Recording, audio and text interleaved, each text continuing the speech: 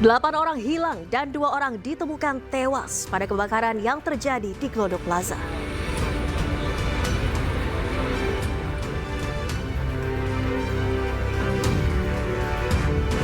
Meresahkan warga karena pengrusakan fasilitas umum, fitur perburuan koin jagat diubah.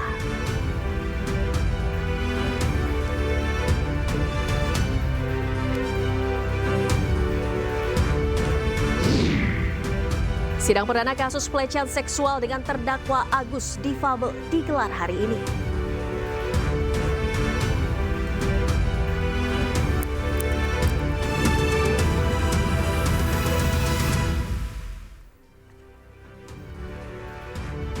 Halo, selamat sore pemirsa. Demikian tadi berita pilihan Ainis Sore bersama saya Nadia Valeri. Kita awali Ainis Sore dengan informasi 8 orang hilang pada peristiwa kebakaran di gedung Glodok Plaza, Taman Sari, Jakarta Barat. Saat ini sudah 2 jenazah korban yang berhasil dievakuasi dan dibawa ke Rumah Sakit Polri Kramat Jati, Jakarta Timur. Salah satu dari 2 jenazah korban meninggal dunia ditemukan di lantai 8 gedung. Menurut petugas, saat ditemukan kondisi jasad korban sudah tak utuh lagi. Korban meninggal dunia kemudian langsung dibawa ke Rumah Sakit Polri Kramat Jati, Jakarta Timur untuk dilakukan identifikasi. Dengan demikian, saat ini korban hilang dalam pencarian petugas.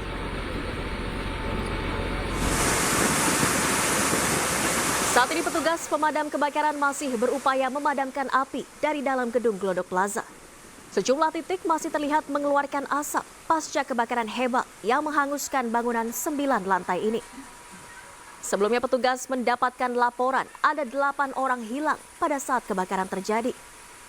Korban hilang merupakan karyawan dan pengunjung yang berada dalam gedung pada saat peristiwa kebakaran.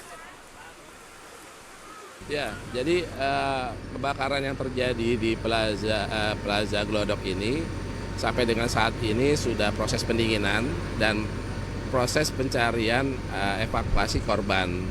Nah, tadi tepatnya jam 14:15 kita sudah menemukan salah satu korban di lantai 8 dan kondisinya memang sudah tidak utuh lagi karena memang dampak dari kebakaran itu tersebut.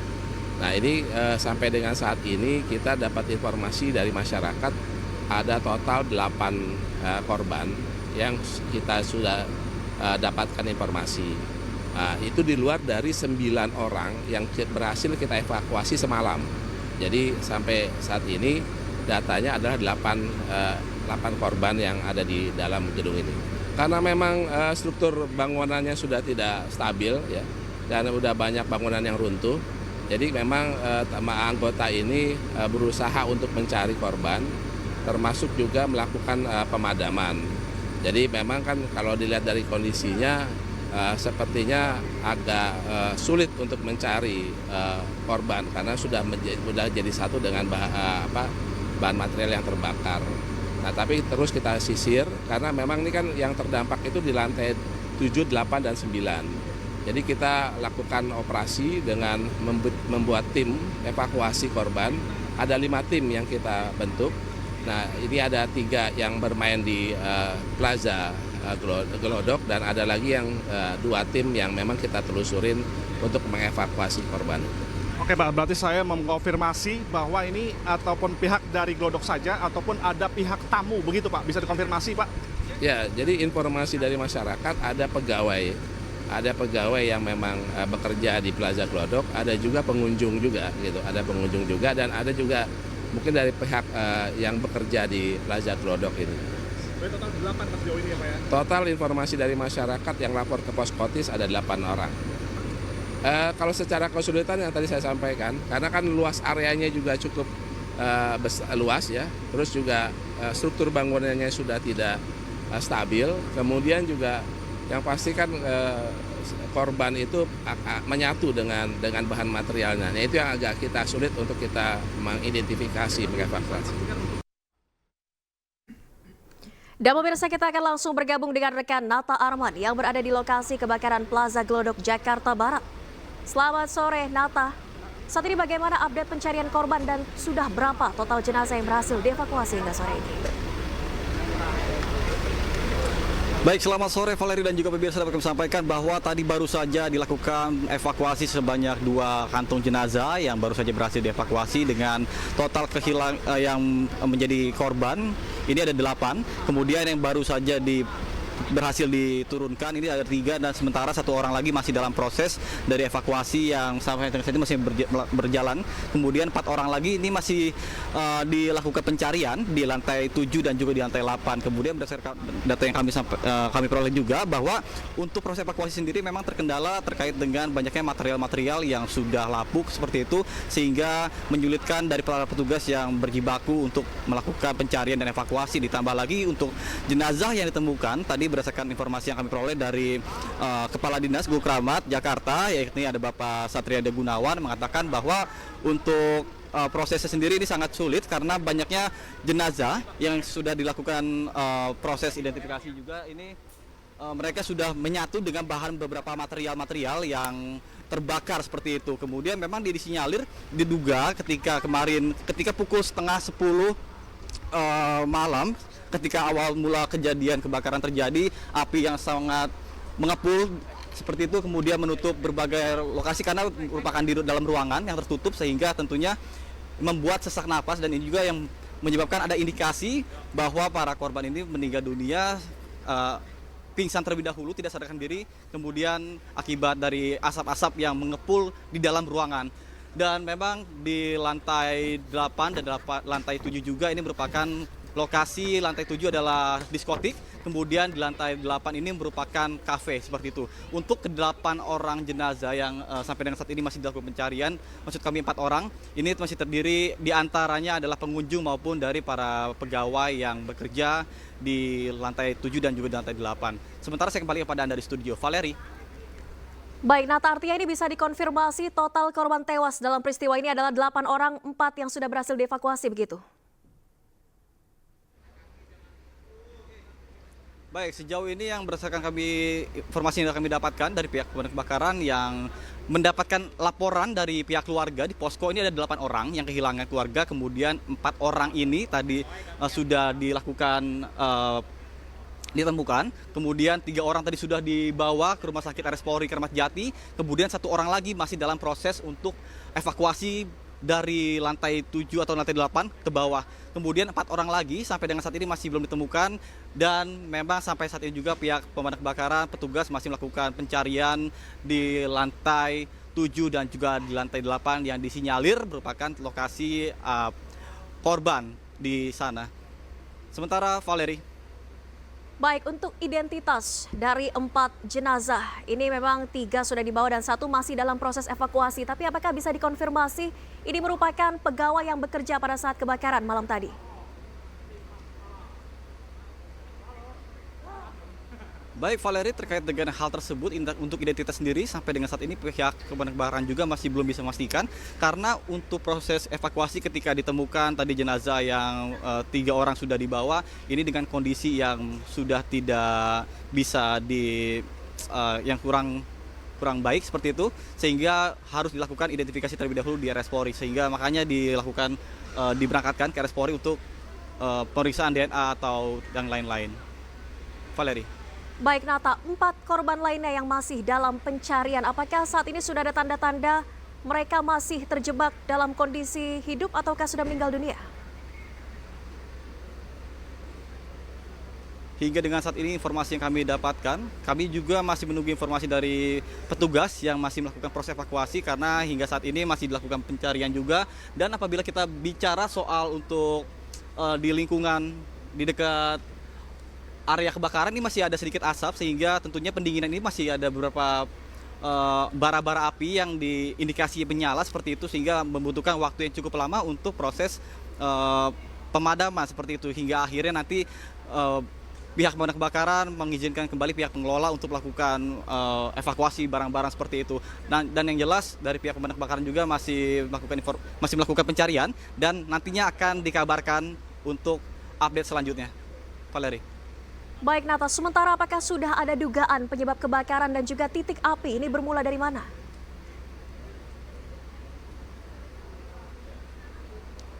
Baik, berdasarkan informasi yang kami peroleh bahwa sebelumnya ini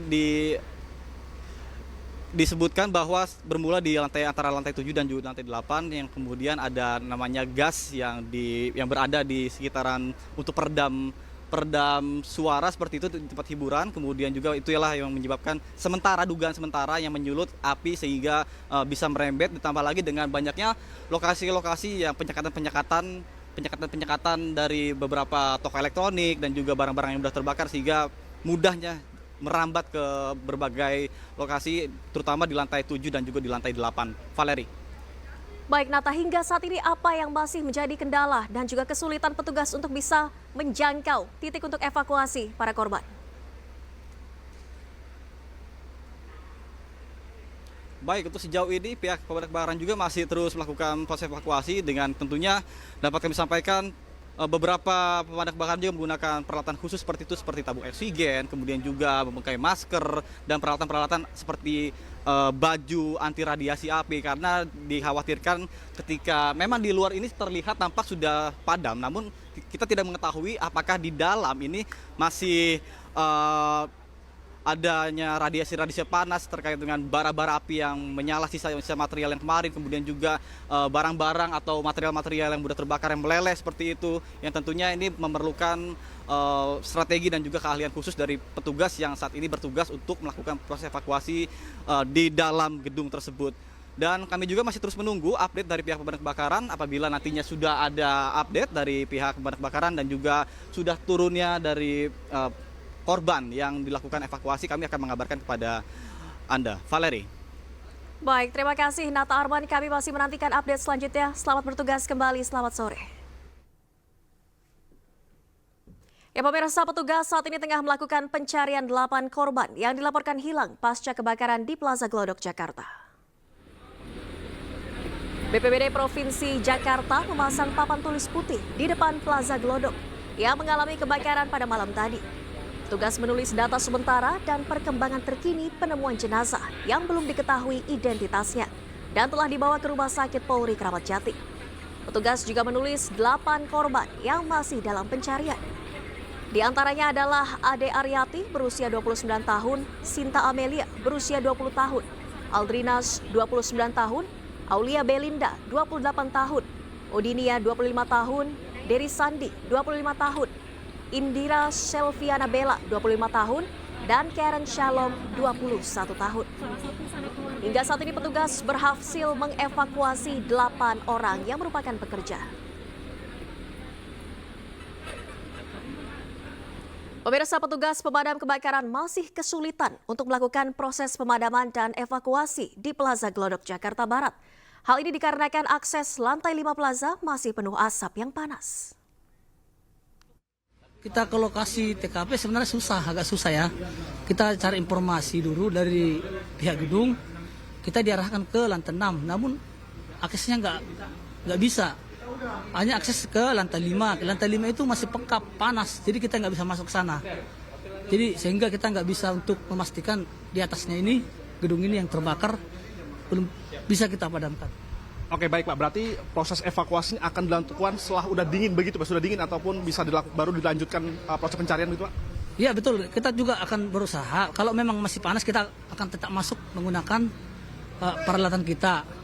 Ini kita mau coba, kalau memang nanti masih panas, ya tetap kita menunggu. Kita beralih ke informasi lainnya pemirsa, ribuan honorer tenaga kesehatan atau nakes yang bertugas di sejumlah puskesmas dan RSUD Berkah Pandeglang, Banten pada siang ini melakukan aksi demonstrasi di kantor Bupati Pandeglang. Selain itu mereka juga menggeruduk gedung DPRD Pandeglang untuk menyuarakan aspirasinya agar diangkat menjadi P3K penuh waktu.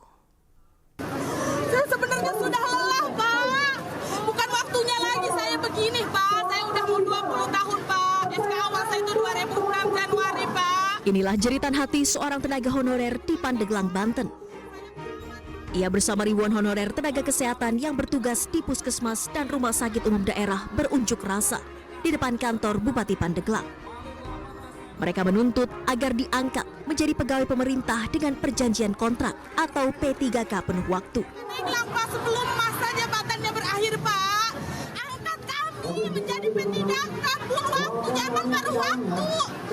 Salah seorang nakes yang telah bekerja 20 tahun menjadi honorer di Puskesmas Cimanggu meminta Bupati Pandeglang agar diangkat menjadi karyawan P3K penuh waktu. Sementara Sekretaris Daerah Pandeglang akan berupaya mendatangi BKN untuk mencari solusi terkait masalah ini. Apa yang saya akan lakukan? Besok kami akan ke BKN. BKN akan ke BKN untuk berkonsultasi menyelesaikan masalah ini. Sebetulnya sudah harus pulang. Kami akan besok berangkat.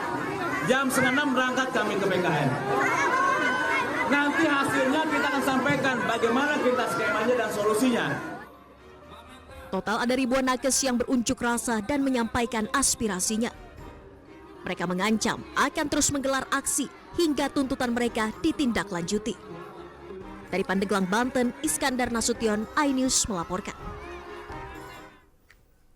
Pemirsa, pemerintah melalui Kementerian Komunikasi dan Digital memanggil co-founder Jagat Barry Bagan terkait maraknya keluhan tentang aplikasi Koin Jagat. Informasi selengkapnya akan kami hadirkan usai jeda, tetaplah di iNews Sore.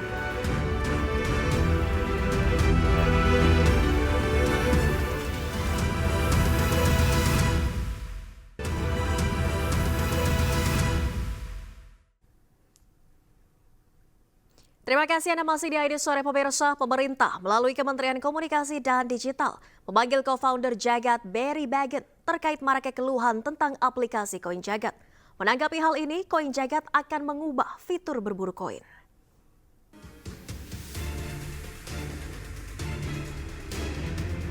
Kementerian Komunikasi dan Digital memanggil co-founder Jagat Barry Bagan untuk menindaklanjuti laporan masyarakat terkait tren berburu koin. Komdigi menerima berbagai laporan terkait aktivitas ini dan dampaknya terhadap lingkungan serta fasilitas umum di berbagai daerah di Indonesia. Pemerintah meminta para pembuat platform digital menciptakan aplikasi yang berdampak positif dan mengedukasi masyarakat. Pihak pengembang Koin Jagat melalui co-foundernya Barry Bagan menyatakan akan mengubah fitur berburu koin menjadi misi Jagat. Dalam keterangannya, misi Jagat akan mendorong para pengguna untuk melakukan perbaikan ruang publik terlebih dahulu dan tidak ada koin yang bisa diburu dalam aplikasi Jagat. Sebelumnya aplikasi Jagat sempat menimbulkan kontroversi karena dianggap mengganggu ketertiban umum. Pihak pengembang koin juga menyampaikan permohonan maafnya kepada pihak yang dirugikan. Ya, sebelumnya sempat viral di media sosial pemirsa mengenai para pemburu koin Jagat. Permainan menggunakan aplikasi Jagat ini menimbulkan kontroversi karena menyebabkan kerusakan pada fasilitas umum. Sebenarnya apa itu Koin Jagat? Berikut kami hadirkan informasinya.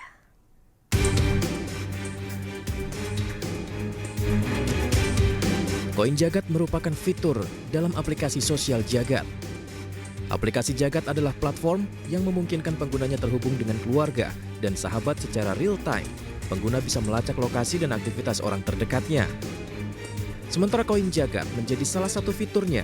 Dalam fitur permainan, pengguna mencari mengumpulkan koin virtual yang tersebar di berbagai lokasi publik. Setiap koin ditemukan bisa ditukar dengan hadiah uang tunai. Koin perunggu menawarkan hadiah Rp300.000 hingga Rp1.000.000. Koin emas dengan hadiah lebih besar. Sayangnya, keseruan fitur di aplikasi Jagat ini justru merugikan. Perburuan koin membuat pemburunya tak memperhatikan lingkungan sekitar. Warga melaporkan akibat aktivitas ini terjadi kerusakan taman hingga fasilitas umum.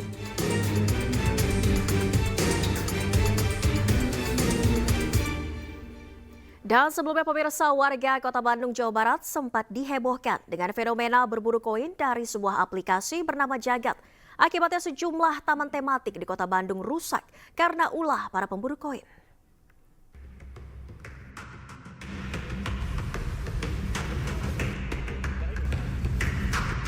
Warga Kota Bandung sempat dihebohkan dengan fenomena berburu koin dari sebuah aplikasi bernama Jagat. Perburuan koin ini membuat sejumlah taman tematik di Kota Bandung dan sejumlah fasilitas umum rusak, dicongkel para pemburu koin.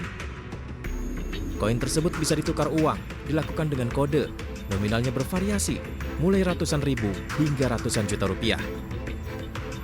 Pemerintah Kota Bandung sudah menghubungi pihak aplikator untuk menghentikan permainan tersebut atau merubah regulasi permainan karena dianggap merugikan.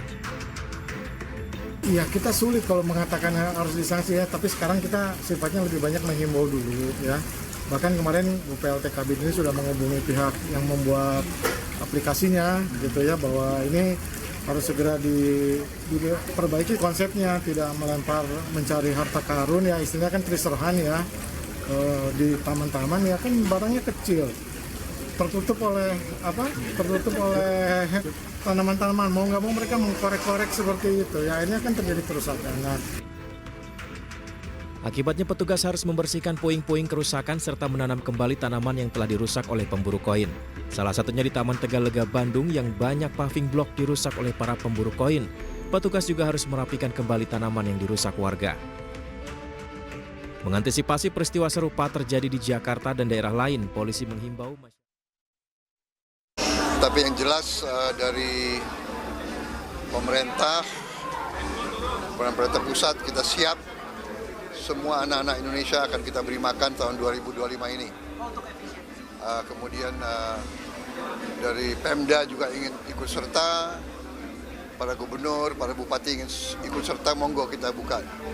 Siapapun yang mau ikut serta boleh. Yang penting efisien, yang penting sampai ke sasaran dan tidak ada kebocoran. Oke?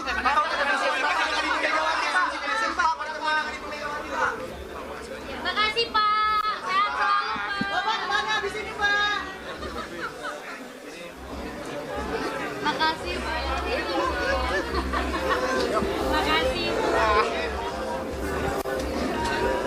Maaf ya tadi tarik-tarik. Ya pemirsa, baru saja kita simak keterangan pers dari Presiden Republik Indonesia Prabowo Subianto yang tadi menghadiri acara pengukuhan Ketua Kadin. Dan tadi dalam keterangannya Prabowo menyebutkan tentang program makan gratis yang akan terus digencarkan untuk kesejahteraan anak-anak di tanah air.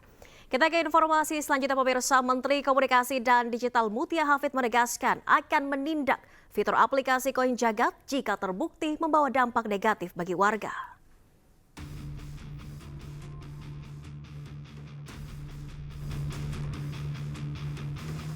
Fenomena berburu koin jagad ini telah terjadi di berbagai kota besar seperti Jakarta, Bandung, Surabaya, dan Bali.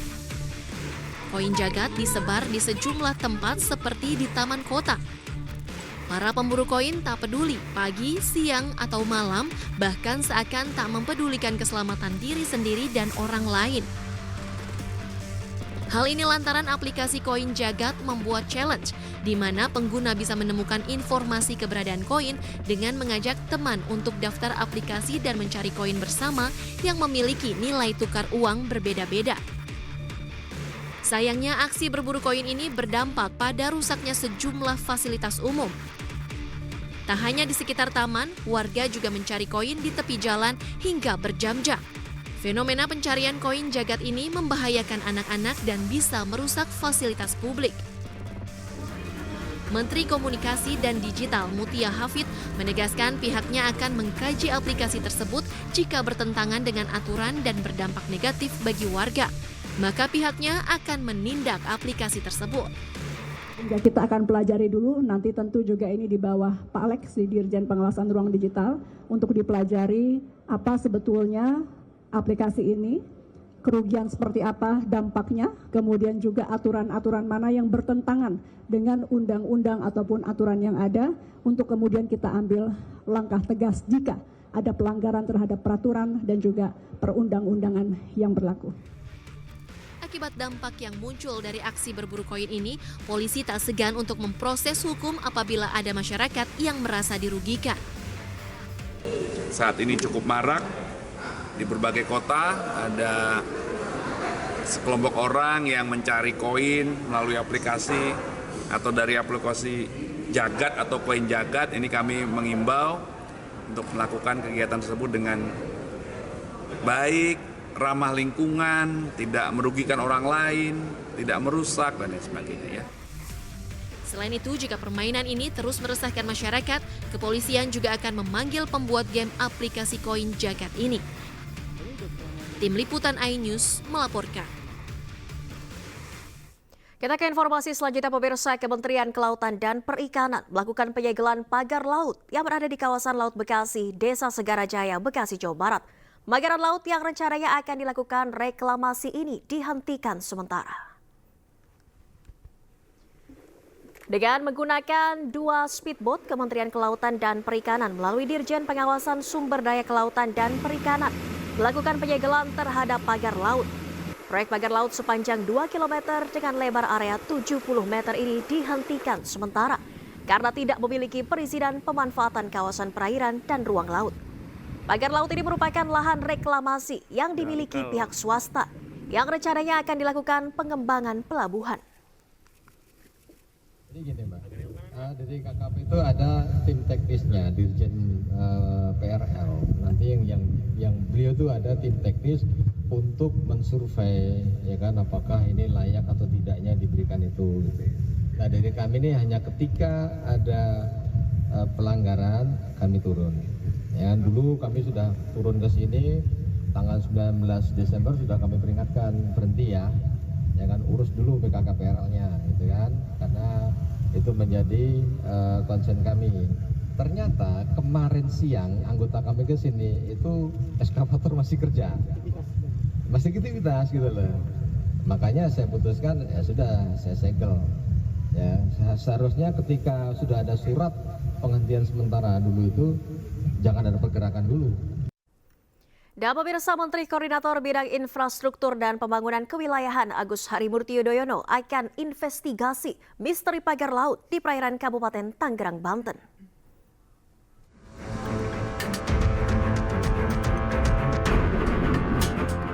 Menteri Koordinator Bidang Infrastruktur dan Pembangunan Kewilayahan Agus Harimurti Yudhoyono berharap agar persoalan pemagaran laut di perairan Kabupaten Tangerang bisa diungkap dengan jelas. Lebih lanjut, Agus Harimurti menyatakan pihaknya segera melakukan investigasi terkait keberadaan pagar laut sepanjang 30 km ini. Saya lagi cek, lagi diinvestigasi ya. Cek, karena itu di laut juga kan, berarti itu nanti Kementerian Kelautan. Cek gitu ya. Itu ada kemungkinan itu dari siapa Pak? Pengusaha atau daerah? Kita cek dulu aja, kita cek dulu supaya pasti. Wahana Lingkungan Hidup atau WALHI turut bersuara atas keberadaan pagar laut di perairan Kabupaten Tangerang. Menurut WALHI, keberadaan pagar laut menghambat laju arus laut muara ke arah laut dan juga sebaliknya. Peristiwa ini memicu penumpukan sampah di sela pagar hingga merusak ekosistem laut. Nanti di sela-sela pagar bambu yang dibangun itu dia akan menumpuk sampah.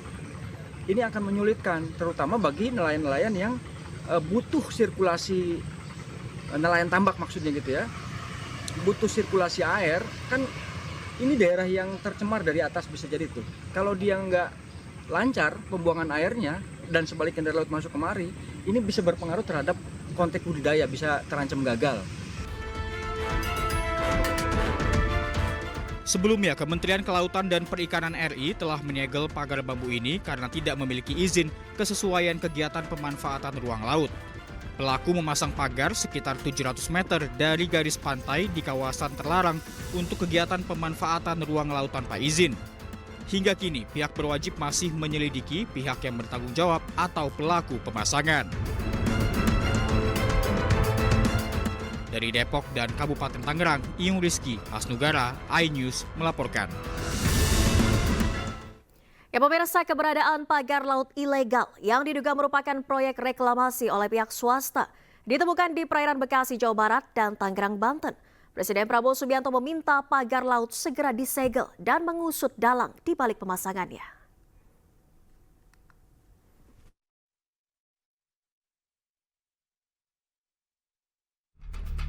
Pagar laut ilegal kembali ditemukan di kawasan Bekasi, Jawa Barat. Kali ini, panjang pagar laut mencapai 2 km dengan lebar area 70 meter. Kementerian Kelautan dan Perikanan melakukan penyegelan pagar laut ini dengan menggunakan 2 speedboat. Kementerian Kelautan dan Perikanan melalui Dirjen Pengawasan Sumber Daya Kelautan dan Perikanan melakukan penyegelan terhadap pagar laut. Pagar bambu ini merupakan lahan reklamasi yang dimiliki pihak swasta yang rencananya akan dilakukan pengembangan pelabuhan. Sementara itu, Presiden Prabowo Subianto menyetujui proyek pagar laut agar disegel. Melalui Sekjen Partai Gerindra Ahmad Muzani, Presiden Prabowo Subianto meminta agar kementerian dan instansi terkait segera mencabut dan mengusut kontroversi pagar laut ilegal.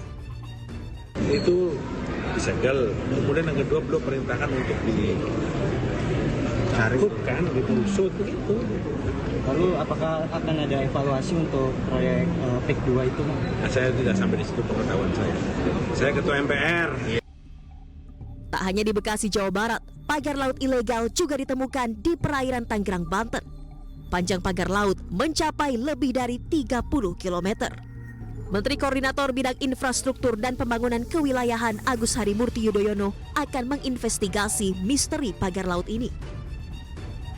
Saya lagi cek, lagi diinvestigasi ya. Cek, karena itu di laut juga kan. Berarti itu nanti Kementerian Kelautan. Kita cek itu ya. Itu ada kemungkinan itu dari siapa Pak? Maksudnya apakah pengusaha atau daerah? Kita cek dulu aja. Kita cek dulu supaya pasti. Sementara Kementerian Kelautan dan Perikanan Republik Indonesia telah menyegel pagar laut ini. Lantaran pagar bambu di Laut Tangerang tidak memiliki izin kesesuaian kegiatan pemanfaatan ruang laut. Pelaku memasang pagar sekitar 700 meter dari garis pantai di kawasan terlarang untuk kegiatan pemanfaatan ruang laut tanpa izin. Hingga kini, pihak berwajib masih menyelidiki pihak yang bertanggung jawab atau pelaku pemasangan. Tim Liputan iNews melaporkan. Kita ke informasi selanjutnya, pemirsa. Pemerintah bersiap meluncurkan program pemeriksaan kesehatan gratis. Program ini bisa dinikmati seluruh warga Indonesia di hari ulang tahunnya. Lantas bagaimana mekanismenya? Berikut liputannya untuk Anda.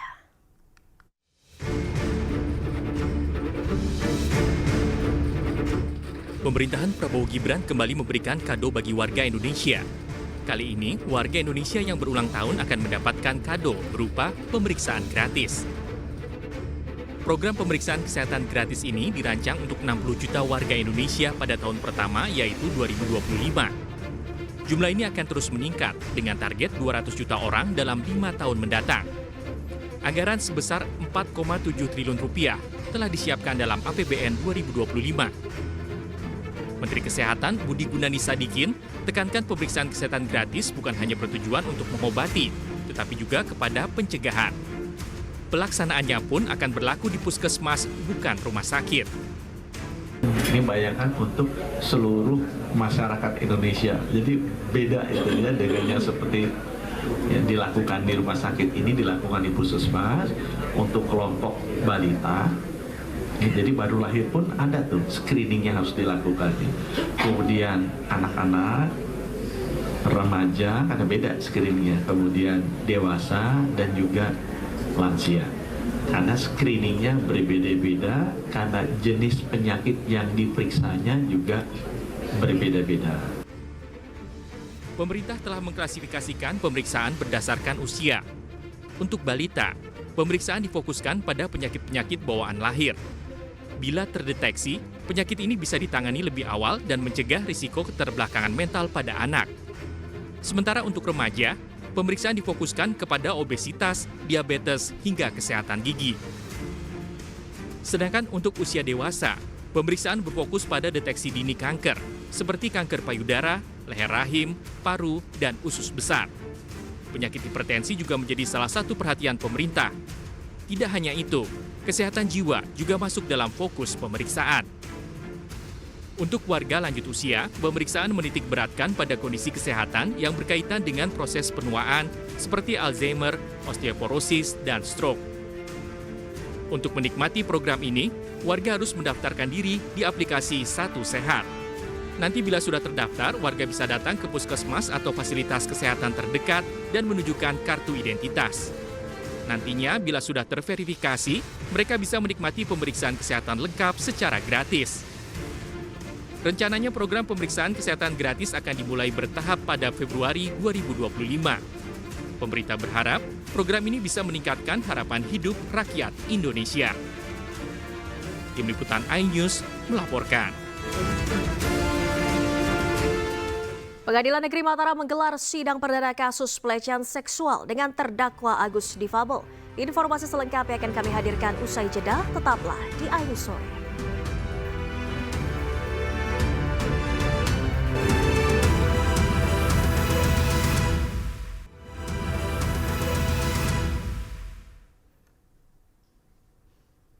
Terima kasih Anda masih di iNews Sore, pemirsa. Sidang perdana IWAS alias Agus Difabel Terdakwa pelecehan seksual terhadap mahasiswi di Mataram diwarnai insiden. Ibu kandung Agus menangis histeris hingga jatuh pingsan dan mengalami luka di bagian kepala.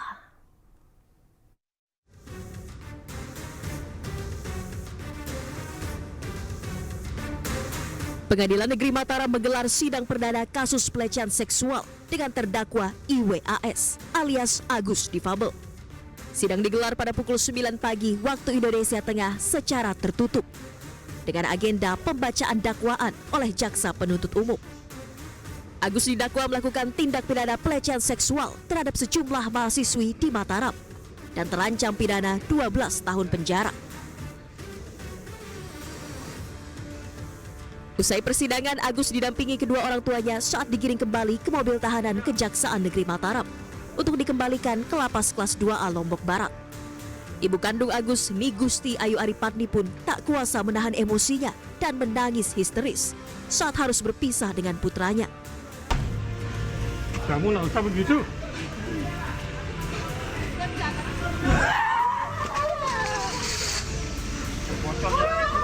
Allah. Tolong, Pak. Kepalanya bocor, Pak. Allah.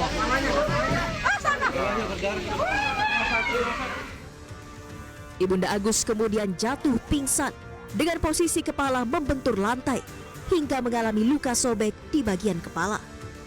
Ayah Agus berteriak meminta pertolongan kepada petugas. Ibunda Agus yang sudah tak sadarkan diri langsung digotong suami dan sejumlah petugas PN Mataram dengan berjalan kaki ke Rumah Sakit Bayangkara yang berada tepat di samping gedung pengadilan.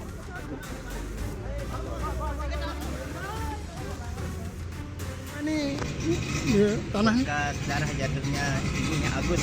Ibunya Agus. Ya jatuh kenapa tadi? Karena mungkin dia stres karena anaknya dibawa. Oh gitu ya. Ini Agus yang bocor ya? Ibunya. Oh ibunya. Ya, ibunya. Ini Sementara selama proses persidangan kasus pelecehan seksual Agus berlangsung, terdakwa ditahan di Lembaga Permasyarakatan Kelas 2 Akuripan Lombok Barat. Dari Mataram, Nusa Tenggara Barat, Hari Kasidi, iNews melaporkan. Kita beralih ke informasi lainnya pemirsa. Dalam waktu 3 hari, polisi berhasil menangkap Nanang Irawan alias Gimbal, terduga pelaku pembunuhan terhadap aktor laga Sandi Permana yang tewas ditikam di kawasan Cibarusah, Kabupaten Bekasi, Jawa Barat. Pelaku ditangkap saat sedang makan roti di sebuah warung di kawasan Karawang, Jawa Barat.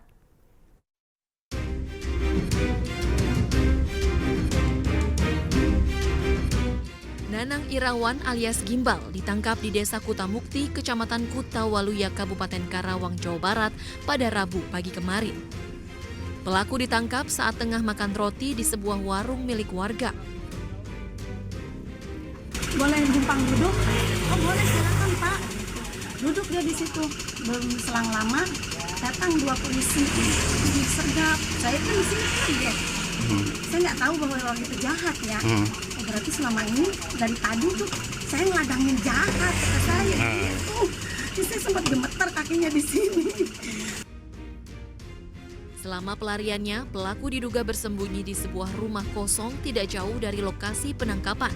Sebelumnya, polisi pun sempat menggeledah rumah kosong ini namun tidak menemukan pelaku. Nanang diketahui sempat memotong rambutnya yang gimbal agar tidak dikenali selama pelariannya.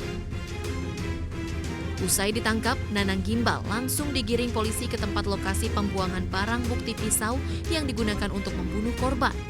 Lokasi pembuangan barang bukti ini berada sekitar 50 meter dari tempat kejadian perkara, tepatnya di bawah gapura dekat rumah pelaku. Bang, gimana Bang? Udah tangkap Bang? Mungkin sedikit Bang. Setelah mengambil barang bukti, Nanang Gimbal kemudian langsung dibawa ke Polda Metro Jaya untuk pemeriksaan lebih lanjut. Saat ditanya awak media, pelaku bungkam dan langsung memasuki gedung Satreskrim. Sementara itu, kondisi rumah Nanang Gimbal di kawasan Cibarusah, Kabupaten Bekasi, Jawa Barat terlihat sepi dari aktivitas. Rumah pelaku yang berjarak kurang lebih 100 meter dari rumah korban hanya ada sejumlah hewan ternak milik pelaku yang terlihat tidak terurus pasca terjadinya peristiwa pembunuhan. Di mata tetangganya, pelaku dikenal sosok yang pendiam dan tertutup. Pelaku memang secara karakter atau sifatnya itu pendiam, tertutup. Jadi jarang sekali berinteraksi dengan lingkungan, jarang sekali bersosialisasi, dan sebetulnya juga setiap pertemuan itu tidak selalu hadir, tapi kebetulan malam itu dia hadir. Kerja dia? Beberapa bulan belakangan ini adalah peternak ayam. Sebelumnya diketahui Sandi Permana ditemukan tewas bersimbah darah di dekat rumahnya di perumahan Cibarusa Jaya, Kabupaten Bekasi. Almarhum Sandi merupakan aktor yang berperan pada sinetron Mak Lampir. Tim Liputan iNews melaporkan. Dan pemirsa, Polda Metro Jaya mengungkap motif pembunuhan aktor laga Sandi Permana. Dilatar belakangi tersangka yang sakit hati karena merasa direndahkan oleh korban. Untuk motif daripada pelaku ataupun tersangka melakukan perbuatan tersebut adalah disebabkan karena pelaku ataupun tersangka sakit hati karena merasa direndahkan oleh korban dengan cara melihat ke arah tersangka secara sinis, kemudian korban meludah ke arah tersangka. Selanjutnya, modus operandi daripada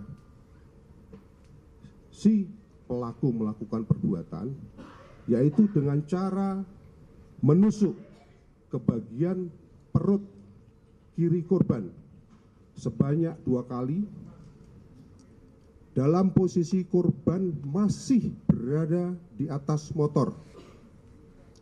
Kemudian korban berhenti dan korban melakukan perlawanan dengan cara menangkis dan menghalang-halangi tersangka untuk menusuk, lalu tersangka tetap berusaha untuk melukai korban dengan cara menusuk kembali ke arah pelipis kiri korban sebanyak 1 kali. Kemudian menusuk kepala korban sebanyak 1 kali. Kemudian menusuk ke arah dada korban sebanyak 1 kali. Kemudian pelaku menusuk ke arah leher kiri korban sebanyak 1 kali. Selanjutnya, pada saat korban ingin lari menyelamatkan diri, tersangka mengejar dan menusuk kembali ke arah punggung kiri korban sebanyak 1 kali dengan menggunakan sebilah pisau, yang mana pisau tersebut diambil dari kandang ayam dari samping rumah daripada tersangka. Dan pemirsa, jangan kemana-mana, iNews Sore akan dilanjutkan bersama rekan Diandra Mukni. Selamat sore Diandra, ada informasi apa lagi usai jeda berikut? Baik, selamat sore Valeri dan juga pemirsa. Usai jeda akan ada informasi mengenai kericuhan yang mewarnai penggusuran lahan sengketa di Demak, Jawa Tengah. Selengkapnya akan kami hadirkan usai jeda. iNews Sore akan segera kembali, tetaplah bersama.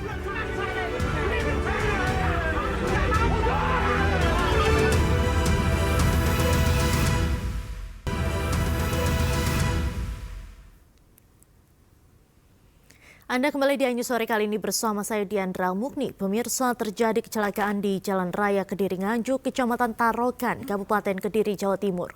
Proses evakuasi korban berlangsung dramatis karena sopir terjepit badan truk.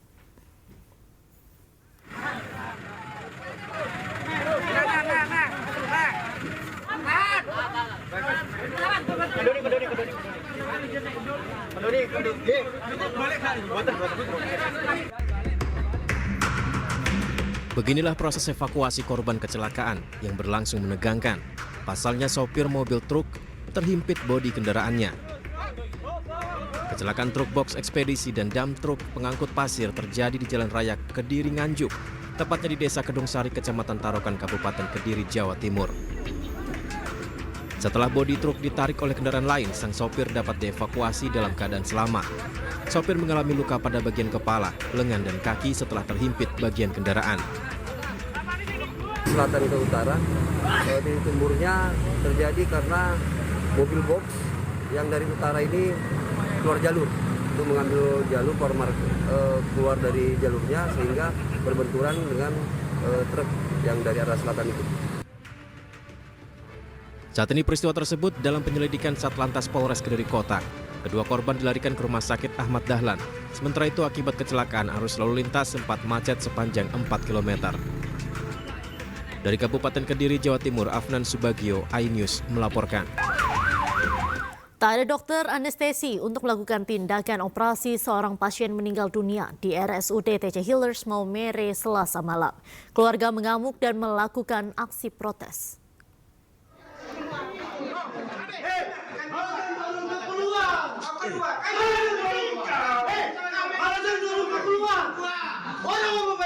Antonius HP, 54 tahun, warga Kelurahan Kota Uning, Kecamatan Alot, Kabupaten Sika, Nusa Tenggara Timur, meninggal dunia pada Selasa malam di RSUD TC Healers Maumere. Antonius diduga meninggal setelah gagal dioperasi karena tidak adanya dokter anestesi di rumah sakit tersebut. Sebelumnya korban Antonius mengeluh sakit pada perut bagian kanan bawah pada Kamis 9 Januari 2025. Pihak keluarga memutuskan untuk membawanya ke RSUD TC Healers Maumere saat itu juga. Usai dilakukan pemeriksaan USG diketahui ususnya sudah pecah dan terinfeksi hingga harus segera dioperasi. Usai menunggu cukup lama tanpa kejelasan, ternyata tindakan operasi tak bisa dilakukan sebab dokter anestesi tidak tersedia di rumah sakit tersebut. Pihak rumah sakit pun sempat menyarankan agar pasien dirujuk ke RS Laratuka atau RSND, namun tidak bisa menjamin keselamatan pasien. Hal ini membuat keluarga geram hingga melakukan aksi protes kepada manajemen rumah sakit karena buruknya pelayanan. Tidak ada, satunya lagi cuti, satunya mengundurkan diri. Ya, sehingga saya bilang kalau begitu jalan tadi dokter, kalau begitu ke ICU. Saya bilang bisa cepat, bisa. Karena mereka lihat ada lambang DPR-nya. Jadi cepat. Sehingga dokter tidak ada. Pasien ini meninggal. Tidak ada. Berarti pasiennya meninggal sekarang. Iya. Keluarga kecewa Pak dengan sikap rumah sakit yang mungkin. Isak tangis pecah dari istri dan anak-anak korban saat Antonius dipindahkan dari ruang ICU ke ruang jenazah. Jenazah Antonius kini telah disemayamkan di rumah duka di Kelurahan Kota Uning. Hingga kini, belum ada pernyataan atau keterangan resmi dari pihak manajemen RSUD TC Healers Maumere terkait peristiwa tersebut. Dari Sika, Joni Nura, iNews melaporkan. Pemirsa, kericuhan mewarnai penggusuran lahan sengketa di Demak, Jawa Tengah. Keluarga nyaris bentrok dengan petugas saat berusaha menghalangi penggusuran.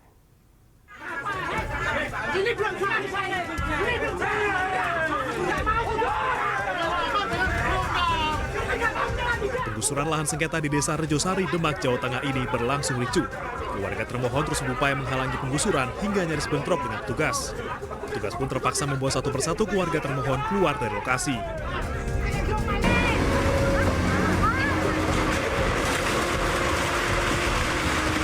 Satu jam berselang penggusuran berhasil dilakukan.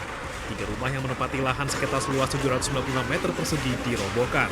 Penggusuran dilakukan atas keputusan Pengadilan Perdata Mahkamah Agung yang memenangkan pihak pemohon. Penolakan dari waris-waris, dari ahli waris Pak semua. Emang gak setuju. Oh gitu. Ini selanjutnya gimana nanti Mas? Ya ini selanjutnya ya emang pencegahan pembongkaran. Terus kalau bisa ditinjau ulang masalah yang dahulu Pak. Jadi tahapannya sudah selesai semua. Tinggal eksekusi ini Pak. Ya, jadi tahapannya sudah selesai semua. Akhirnya karena ini tidak mau keluar dari rumah, maka ya ini dilaksanakan eksekusi. Ini sebenarnya sudah diberitahu sebelumnya? Sudah, semuanya sudah selesai. Pihak pemohon menyebut lahan yang disengketakan adalah tanah warisan dari kakeknya. Namun pihak termohon menyatakan upaya sertifikasi lahan tidak menyertakan tanda tangan anak dari kakek pemohon yang masih hidup. Dari Demak, Jawa Tengah, Sukma Wijaya, iNews melaporkan. Tim Transisi Pramono Rano dan PJ Gubernur Jakarta Teguh Setiabudi menggelar pertemuan untuk membahas persiapan masa awal kerja Pramono Rano. Informasi selengkapnya kami hadirkan usai jeda, tetaplah di iNews Sore.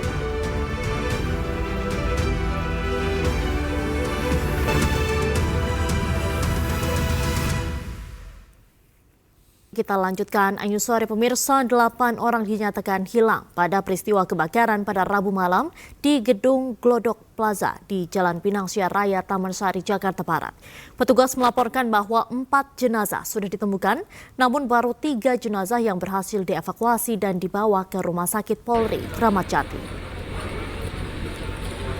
2 jenazah berhasil dievakuasi keluar gedung pada Kamis sore tadi. Jasad korban yang dibawa dalam 2 kantong jenazah langsung dimasukkan ke ambulans untuk dibawa ke Rumah Sakit Polri Kramat Jati, Jakarta Timur untuk diidentifikasi.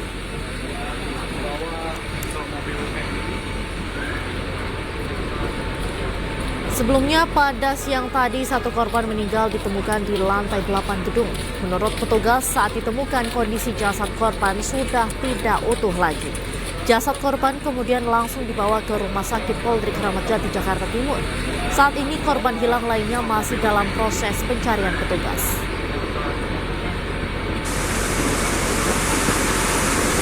Selain mencari korban hilang, petugas pemadam juga masih melakukan pendinginan. Sejumlah titik masih terlihat mengeluarkan asap pasca kebakaran hebat yang menghanguskan bangunan 9 lantai ini. Sebelumnya petugas mendapatkan laporan ada 8 orang hilang pada saat kebakaran terjadi. Korban hilang merupakan karyawan dan pengunjung yang berada dalam gedung pada saat peristiwa kebakaran terjadi.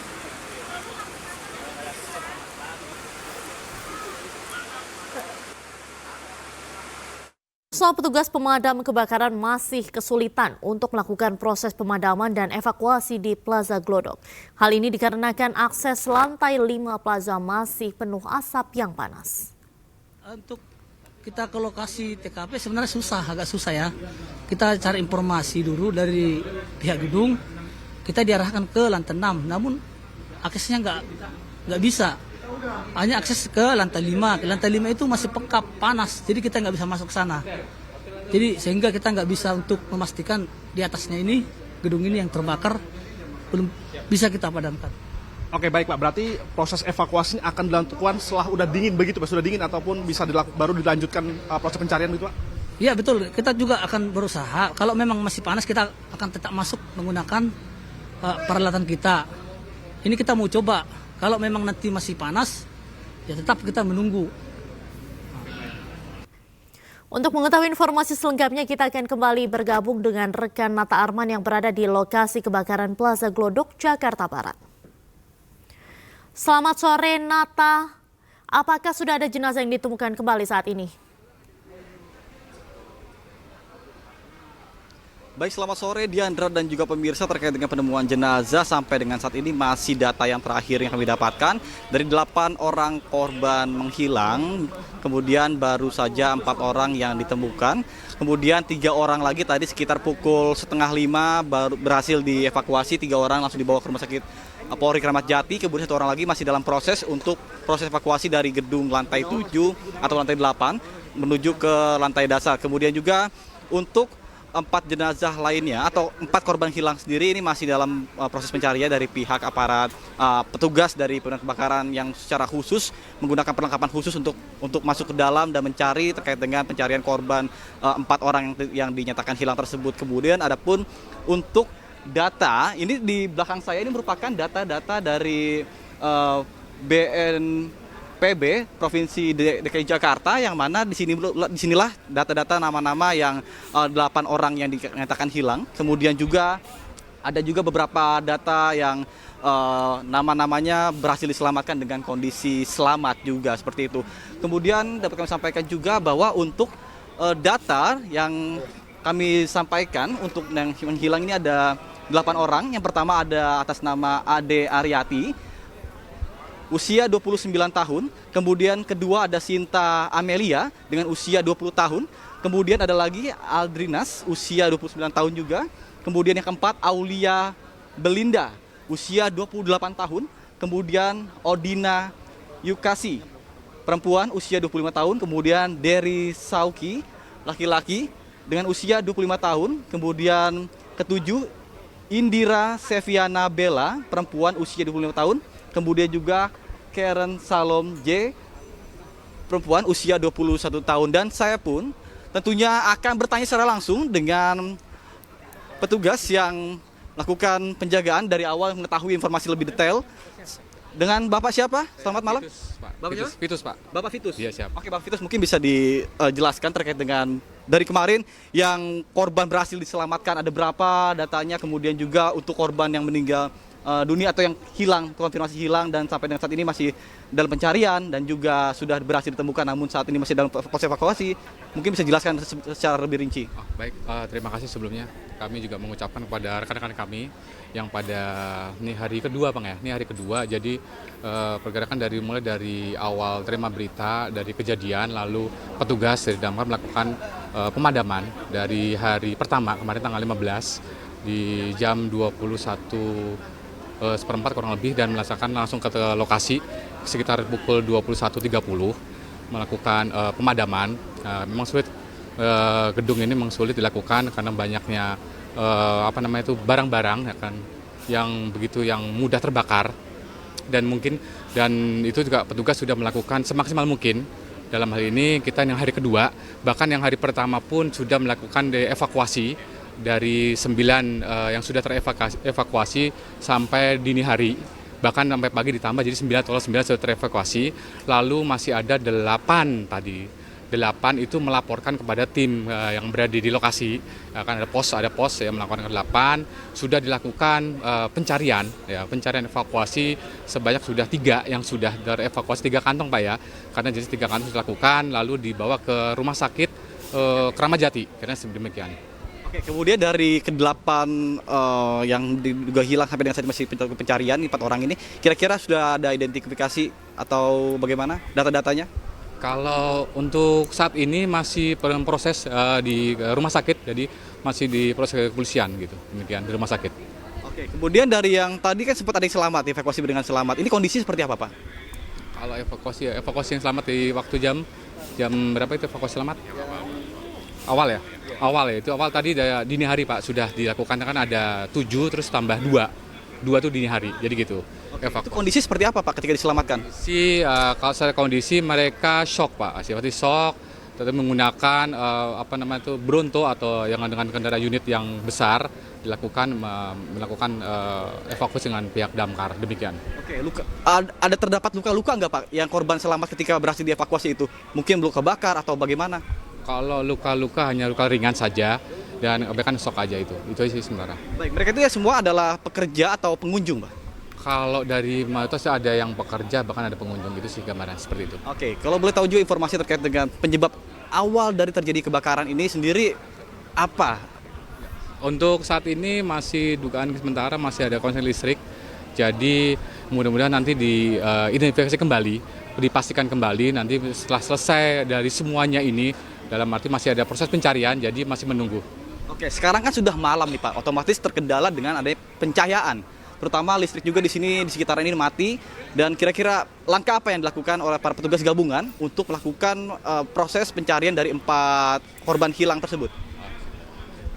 Kalau kekurangan itu tadi 8, masih 3 sudah ditemukan, jadi 3 kantong, jadi masih 5 Pak ya, bukan 4 Pak ya, izinkan ya masih 5. Jadi sementara ini, jadi dari pagi ini udah masuk yang sip piket yang kedua. Ya kan sip piket dia melakukan sudah maksimal, tetapi teman-teman masih menunggu nih secara operasional nanti dipergerakan ini dilakukan oleh pihak damkar, demikian. Oke, baik. Kemudian untuk masalah gedung sendiri Pak, ini operasional gedung sendiri kira-kira sudah berkoordinasi dengan manajemen seperti apa nanti? Apakah nantinya setelah benar-benar dipastikan aman barulah pihak manajemen untuk melakukan evakuasi barang-barang yang masih bisa diselamatkan oleh para pemilik toko seperti itu? Apakah ada informasi terkait dengan hal tersebut? Sementara ini masih belum mendapat informasi dari pihak kami pun bagian damkar pun petugas berkoordinasi dengan pihak pengelola. Jadi masih menunggu nanti pastinya aman tidaknya. Oke, baik, terima kasih banyak Bapak atas informasi dan waktunya. Selamat malam Bapak. Baik pemirsa, itulah tadi perbincangan saya dengan para petugas BPBD yang mana sampai dengan saat ini juga masih fokus untuk melakukan pencarian dari 4 korban yang masih dilakukan pencarian. Sampai dengan saat ini masih tim damkar juga masih berjibaku untuk masuk ke dalam dengan peralatan yang khusus tentunya menggunakan masker oksigen dan lain-lain. Karena apabila kita melihat dari luar memang ini seperti tampaknya itu sudah mati, padam. Namun masih ada sedikit asap-asap yang keluar dari cerobong-cerobong udara seperti itu yang berindikasi masih adanya beberapa titik-titik api yang tentunya berpotensi dikhawatirkan apabila tidak menggunakan peralatan safety ini membahayakan dari para petugas itu sendiri. Dan untuk informasi update selanjutnya nanti pun kami akan mengupdate informasi kembali ketika sudah ada keterangan resmi dari pihak terkait. Sementara saya kembali kepada Anda di studio, Diandra. Baik, Nata, sementara itu untuk kendala dari pemadaman atau proses pencarian korban sendiri ini seperti apa? Baik, terkait dengan kendala sendiri, tadi kami sempat berbincang dengan salah satu petugas pemadam kebakaran yang mana mengatakan kendalanya adalah terkait dengan yang pertama, karena listrik ini semua dipadamkan sehingga kekurangan dari pencahayaan, kemudian juga untuk dalam struktur bangunan-bangunan yang sudah tua, banyak yang juga sudah rapuh seperti itu, kemudian banyak material-material yang sudah terbakar sehingga tentunya hal tersebutlah yang menyebabkan proses pencarian ini menjadi terkendala. Kemudian juga ketika sudah ditemukan dari korban-korban jiwa yang ditemukan tadi 3 orang jenazah yang sudah dibawa ke bawah dan 1 orang yang masih proses di dalam untuk dievakuasi ke bawah. Ini kondisi dari jenazah tersebut memang sudah tidak berbentuk seperti normal seperti itu. Karena ada juga beberapa yang sudah menyatu dengan material-material yang terbakar seperti itu. Diandra. Baik, terima kasih Nata langsung dari Glodok, Jakarta Barat. Selamat kembali bertugas dan tetap berhati-hati. Pemirsa, kita beralih ke informasi lain. Ribuan honorer tenaga kesehatan yang bertugas di sejumlah puskesmas dan RSUD Pandeglang, Banten berunjuk rasa. Mereka menuntut diangkat sebagai karyawan oleh pemerintah Provinsi Banten. Saya sebenarnya sudah lelah, Pak. Bukan waktunya lagi saya begini, Pak. Saya udah mau 20 tahun, Pak. SK awal saya itu 2006 Januari, Pak. Inilah jeritan hati seorang tenaga honorer di Pandeglang, Banten. Ia bersama ribuan honorer tenaga kesehatan yang bertugas di puskesmas dan rumah sakit umum daerah berunjuk rasa di depan kantor Bupati Pandeglang. Mereka menuntut agar diangkat menjadi pegawai pemerintah dengan perjanjian kontrak atau P3K penuh waktu. Baiklah, Pak, sebelum masa jabatannya berakhir, Pak, angkat kami menjadi P3K penuh waktu, jangan paruh waktu. Salah seorang nakes yang telah bekerja 20 tahun menjadi honorer di Puskesmas Cimanggu meminta Bupati Pandeglang agar diangkat menjadi karyawan P3K penuh waktu. Sementara Sekretaris Daerah Pandeglang akan berupaya mendatangi BKN untuk mencari solusi terkait masalah ini. Apa yang saya akan lakukan? Besok kami akan ke BKN. BKN akan ke BKN untuk berkonsultasi menyelesaikan masalah ini. Sebetulnya sudah harus pulang. Kami akan besok berangkat. Jam 5:30 berangkat kami ke BKN. Nanti hasilnya kita akan sampaikan bagaimana kita skemanya dan solusinya. Total ada ribuan nakes yang berunjuk rasa dan menyampaikan aspirasinya. Mereka mengancam akan terus menggelar aksi hingga tuntutan mereka ditindaklanjuti. Dari Pandeglang, Banten, Iskandar Nasution, iNews melaporkan. Pemirsa, pemerintah melalui Kementerian Komunikasi dan Digital memanggil co-founder Jagat, Barry Bigen, terkait maraknya keluhan tentang aplikasi Koin Jagat. Menanggapi hal ini, Koin Jagat akan mengubah fitur berburu koin.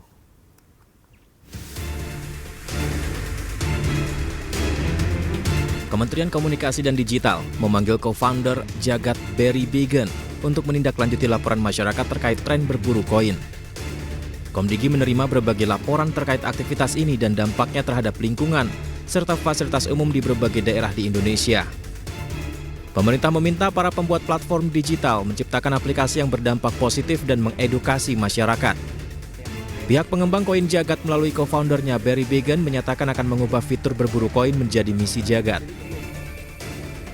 Dalam keterangannya, misi Jagat akan mendorong para pengguna untuk melakukan perbaikan ruang publik terlebih dahulu, dan tidak ada koin yang bisa diburu dalam aplikasi Jagat. Sebelumnya aplikasi Jagat sempat menimbulkan kontroversi karena dianggap mengganggu ketertiban umum. Pihak pengembang koin juga menyampaikan permohonan maafnya kepada pihak yang dirugikan. Sempat viral di media sosial mengenai para pemburu koin Jagat. Permainan menggunakan aplikasi Jagat ini menimbulkan kontroversi karena justru menyebabkan perusakan fasilitas umum. Sebenarnya apa itu koin Jagat?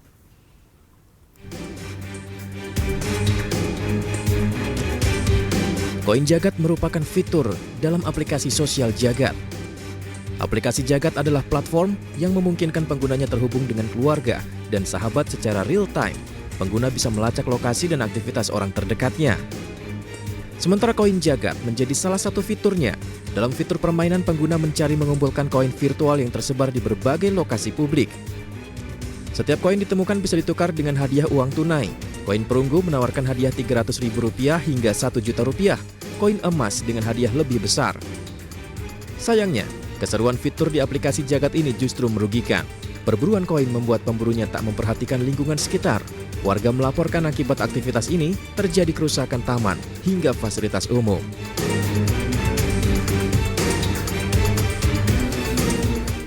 Sebelumnya pemirsa, warga Kota Bandung sempat dihebohkan dengan fenomena berburu koin dari sebuah aplikasi bernama Jagat.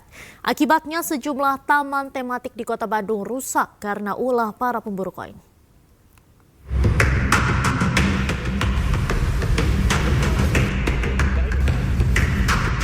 Warga Kota Bandung sempat dihebohkan dengan fenomena berburu koin dari sebuah aplikasi bernama Jagat. Perburuan koin ini membuat sejumlah taman tematik di Kota Bandung dan sejumlah fasilitas umum rusak, dicongkel para pemburu koin.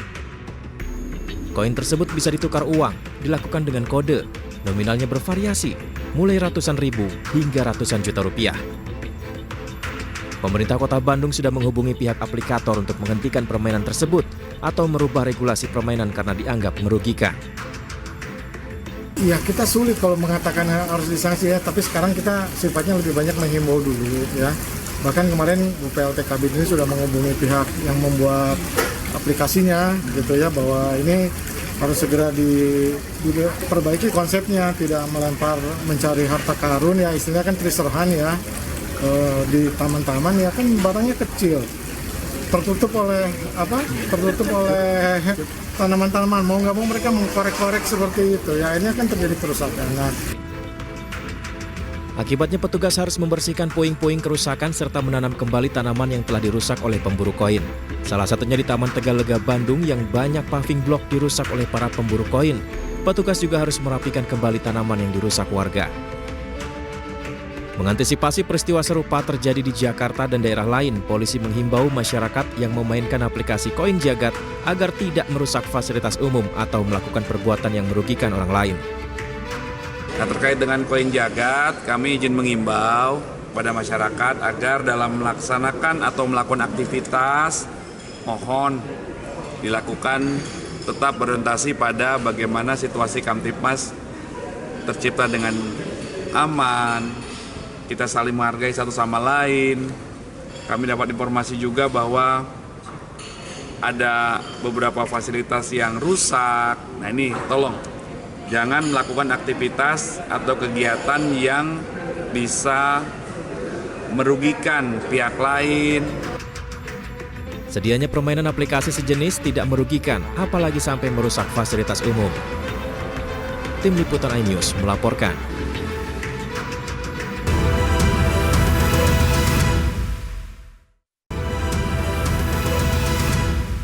Pemirsa, Bareskrim Polisi menyita barang bukti uang senilai 103,2 miliar rupiah dari penetapan tersangka korporasi dalam perkara dugaan tindak pidana pencucian uang judi online.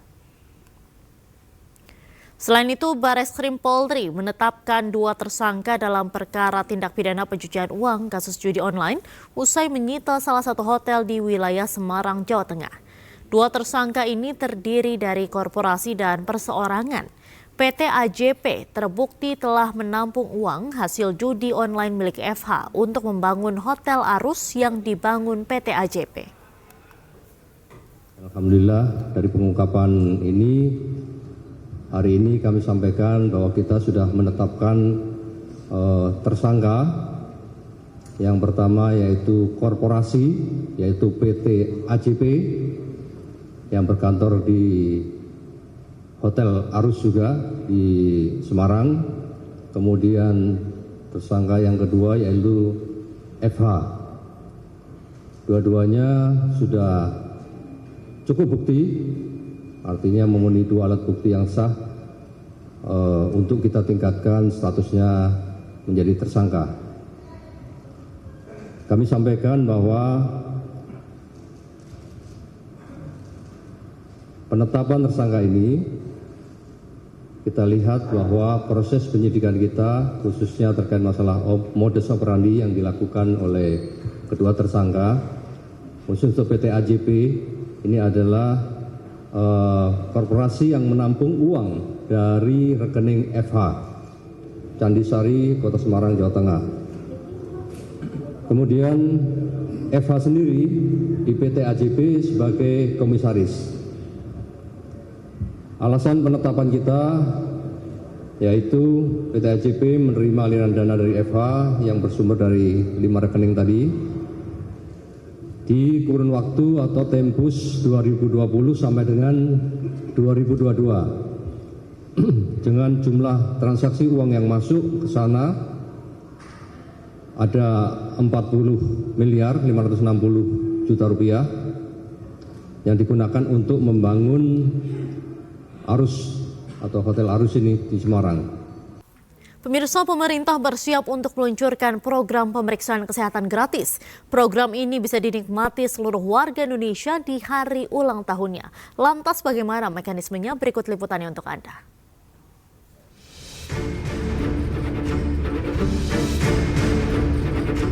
Pemerintahan Prabowo Gibran kembali memberikan kado bagi warga Indonesia. Kali ini, warga Indonesia yang berulang tahun akan mendapatkan kado berupa pemeriksaan gratis. Program pemeriksaan kesehatan gratis ini dirancang untuk 60 juta warga Indonesia pada tahun pertama, yaitu 2025. Jumlah ini akan terus meningkat dengan target 200 juta orang dalam 5 tahun mendatang.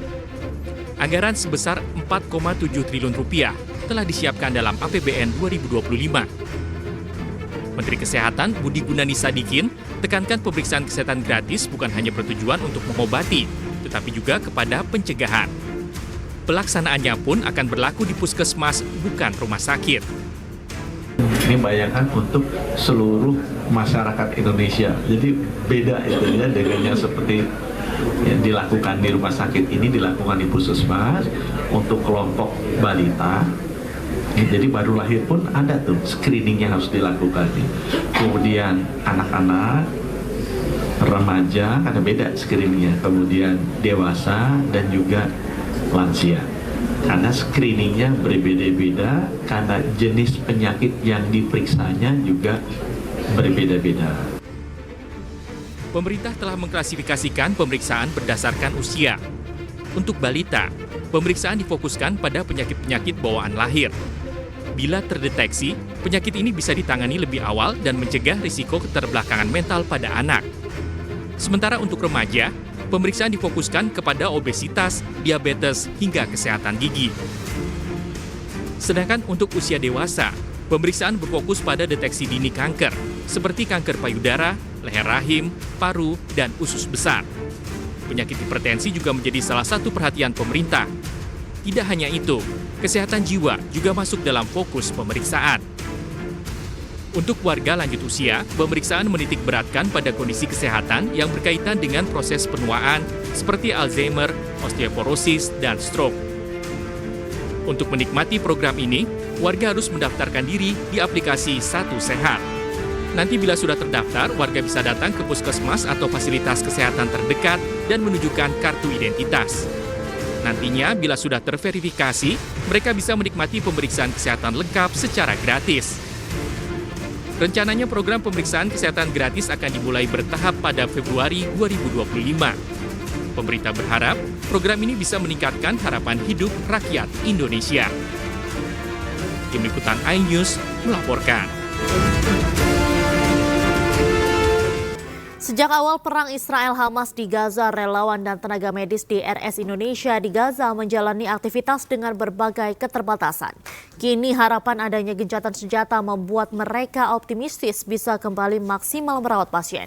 Dan selengkapnya kita simak laporan tim VOA berikut ini. Dan pemirsa, usai sudah kebersamaan kita dalam iNews sore hari ini, cuplikan tayangan berita iNews dapat Anda saksikan di kanal YouTube @official iNews. Jangan lupa saksikan iNewsroom sesaat lagi bersama rekan saya Davi Pratama dan saya Diandra Mukni, pamit undur diri, terima kasih dan sampai jumpa.